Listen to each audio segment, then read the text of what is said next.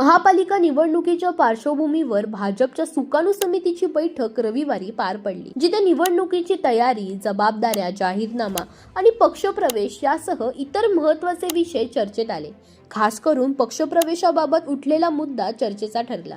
राष्ट्रवादी काँग्रेसमधील एका माजी नगरसेवकाला भाजपमध्ये प्रवेश देण्याच्या प्रस्तावावर सुकाणू समितीमध्ये वाद निर्माण झाला. कार्यकर्त्यांचा विश्वास न घेता कोणालाही प्रवेश देऊ नये ही भूमिका बैठकीत मांडण्यात आली. त्यामुळे सरसकट प्रवेश देण्याऐवजी स्थानिक परिस्थिती, संघटना आणि कार्यकर्त्यांचा विश्वास यांचा विचार करूनच निर्णय घेण्याचे ठरले.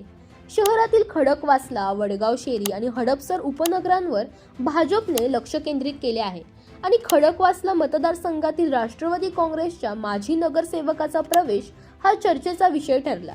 या प्रवेशासाठी काही वरिष्ठ नेते उत्साही असले तरी पक्षातील पदाधिकाऱ्यांमध्ये विरोध होता. माजी नगरसेवकाने वारजे परिसरात "मी येतोय" असा फलक लावला होता, ज्यावर पंतप्रधान मोदी आणि केंद्रीय राज्यमंत्री मुरलीधर मोहोळ यांचे फोटोही होते. त्यामुळे बैठकीत एका आमदाराने नाराजी व्यक्त केली आणि चर्चा तणावपूर्ण झाली. पक्षातील वरिष्ठ नेत्यांनी या संदर्भात कार्यकर्त्यांना समजावून सांगण्याचा प्रयत्न केला.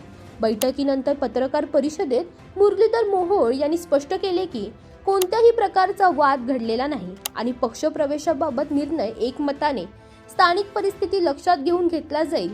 जिथे कार्यकर्ते आणि संघटना मजबूत आहेत तिथे प्राधान्य दिले जाईल. तसेच इच्छुकांची संख्या मोठी असल्यामुळे कार्यकर्त्यांमध्ये नाराजी निर्माण होणार नाही याची दक्षता घेतली जाईल.